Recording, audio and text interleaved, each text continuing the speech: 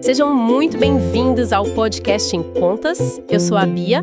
Este é mais um episódio que foi feito para você que quer entender tudo sobre as finanças e contabilidade dos partidos e a prestação de contas à Justiça Eleitoral. É isso aí.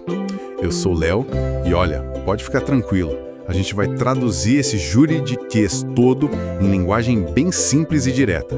Venha com a gente. Este podcast foi feito especialmente para você. E hoje vamos analisar uma decisão de 27 de fevereiro de 2025. Bia, é fundamental destacar que essa data funciona como uma fotografia do entendimento do Tribunal Superior Eleitoral sobre esses temas. Uma fotografia como assim? Então, o que a gente vai discutir aqui reflete o pensamento que estava consolidado no TSE até aquele momento. Entendi. É um marco temporal importante, então. Exatamente. Léo, então, para começar, vamos situar quem está nos ouvindo do que se trata exatamente este processo que a gente vai analisar hoje. Certo, Bia. A gente está falando da prestação de contas de um diretório nacional de um partido político referente ao ano de 2019. O órgão técnico do TSE, a ASEPA, e também o Ministério Público Eleitoral, o MPE, eles analisaram tudo. E chegaram a uma conclusão inicial, imagino. Isso. E, de início, ambos sugeriram a aprovação das contas, mas com ressalvas. Certo, aprovação com ressalvas. E o que seriam essas ressalvas na prática? O que isso significa para o partido? Na prática, Bia, significava que o partido ia ter que devolver ao erário, ou seja, aos cofres públicos, cerca de R$ 2.400.000. Nossa, um valor bem alto. Sim, por causa de gastos que foram considerados irregulares ou que não foram bem comprovados, sabe?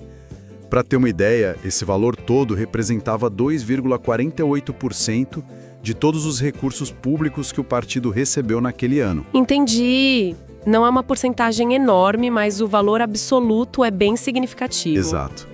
E além disso, tinha também um valor pequeno, de uns R$ 3.500, de recursos de origem não identificada que precisavam ser recolhidos ao Tesouro Nacional. Ok.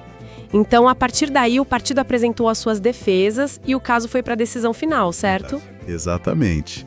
E aqui tem um detalhe interessante do processo. Como não houve uma contestação formal e os pareceres, tanto técnico quanto do MPE, já eram pela aprovação com ressalvas, o relator do caso pôde decidir sozinho. Ah, uma decisão monocrática, que a gente chama. Isso mesmo, o que acaba agilizando bastante o processo.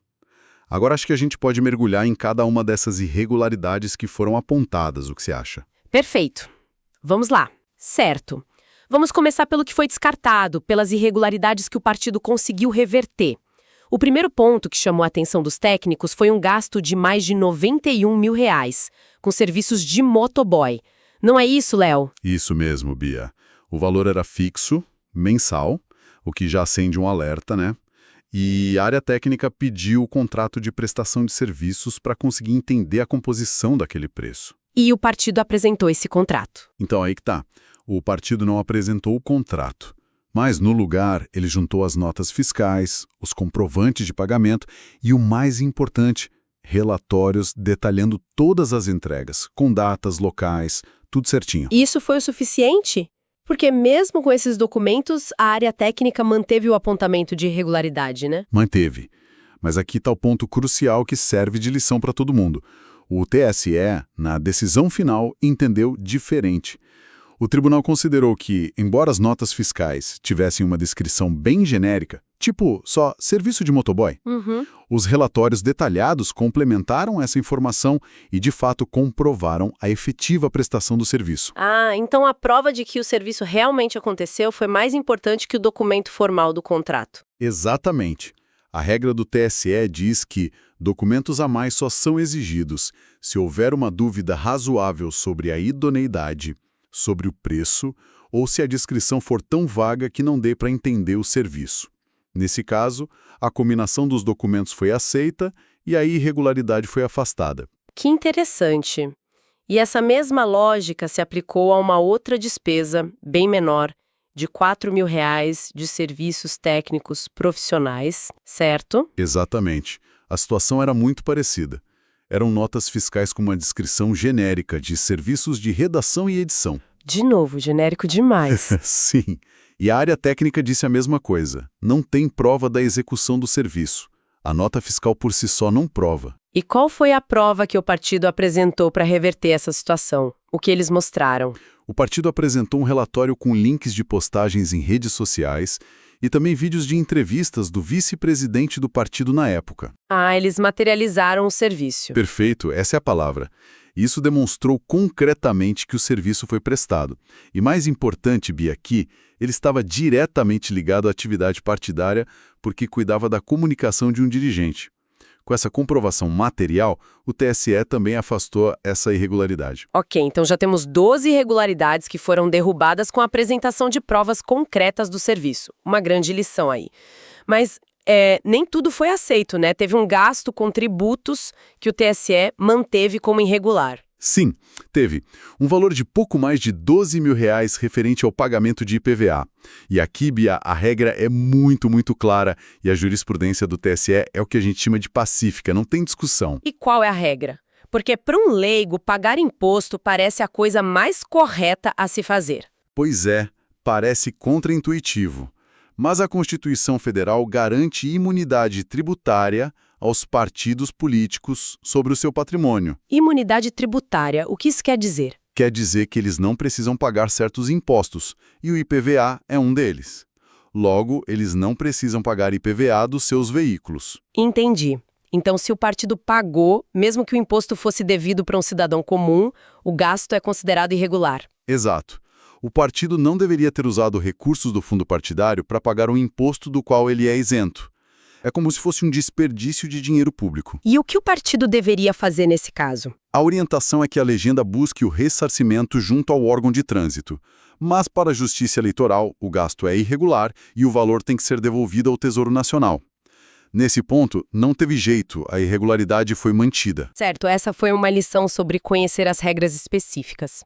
Agora vamos ao ponto mais pesado financeiramente, Léo. Os repasses para diretórios que estavam impedidos de receber recursos. Estamos falando de mais de R$2.200.000. Esse, sem dúvida, é o ponto mais sensível e, eu diria, mais pedagógico de todo esse julgamento. O que aconteceu foi que o Diretório Nacional transferiu essa quantia toda para diretórios municipais e estaduais que tinham sido punidos pela Justiça Eleitoral. E a punição era justamente não poder receber dinheiro. Exatamente, a punição era a suspensão do direito de receber recursos do fundo partidário, geralmente por problemas nas contas desses próprios diretórios locais. E qual foi a defesa do Diretório Nacional para ter feito isso? Eles alegaram o quê? Eles argumentaram basicamente duas coisas. Primeiro, que os diretórios têm autonomia administrativa e financeira. E segundo, que o órgão nacional não tem como gerenciar ou saber de imediato sobre todas as punições, a não ser que seja notificado oficialmente. Eles tentaram tirar a responsabilidade de si, então. Basicamente, eles pediram que, no mínimo, fosse desconsiderado o valor que foi transferido no período entre a decisão da punição e a data em que eles foram oficialmente comunicados. Faz algum sentido, do ponto de vista prático. Faz, mas o TSE foi categórico. A jurisprudência consolidada diz que a proibição de receber recursos vale a partir da publicação da decisão que pune o diretório local, não da notificação. Ah, isso muda tudo. Muda tudo. A responsabilidade é de quem manda o dinheiro. É dever do Diretório Nacional verificar a situação de regularidade dos órgãos que ele vai beneficiar antes de fazer o repasse. Então, a alegação de eu não sabia não é aceita. De forma alguma. O desconhecimento não é uma defesa válida nesse caso. Portanto, a irregularidade foi mantida integralmente, o valor todo. Então, Léo, fazendo um resumo final de tudo isso, como ficaram as contas do partido no fim das contas? No final, o TSE aprovou as contas com ressalvas. Das 4 irregularidades principais que a gente discutiu aqui, 2 foram afastadas porque o partido conseguiu comprovar a execução dos serviços. A do motoboy e a dos serviços de redação. Isso. As outras 2, o pagamento de IPVA e os repasses a diretórios suspensos, foram mantidas como irregulares. E qual o valor total que o partido precisou devolver aos cofres públicos no final? Somando os 2 valores que foram mantidos, o total a ser restituído ao erário ficou em R$ 2.224.237,37. Uau! Então fica claro que a principal lição aqui, talvez a número 1, é a necessidade de comprovar de forma inequívoca não apenas que um pagamento foi feito, Mas que o serviço foi efetivamente prestado. e não só isso. Tem mais. Sim, Tem que provar também que aquele serviço tem relação direta com a atividade do partido. Não pode ser qualquer coisa. perfeito. E a outra grande lição, qual seria? A outra grande lição é sobre responsabilidade. O caso dos repasses irregulares mostra que a autonomia dos diretórios não isenta o órgão nacional de seu dever de fiscalização e diligência no uso do dinheiro público. É um dever de cuidado, então. Exatamente. O aprendizado contínuo sobre as regras e sobre a jurisprudência é essencial para evitar erros tão caros como esse. E antes de encerrar, fica uma reflexão que este caso nos traz. Qual é o equilíbrio entre a autonomia dos diretórios locais e a responsabilidade de fiscalização do Diretório Nacional, especialmente quando se trata de dinheiro público? Até que ponto a tecnologia de hoje poderia ajudar a criar um sistema de alerta automático para evitar esses repasses irregulares? Então é isso aí. Ficamos então por aqui. E vocês? Conta para nós a sua opinião sobre este episódio. Ela é muito importante para nós. Deixe o seu comentário. Nossa missão é trazer para vocês um conteúdo de valor para o seu entendimento sobre esses assuntos. Continue com a gente e compartilhe essa ideia, hein? Nos encontramos no próximo.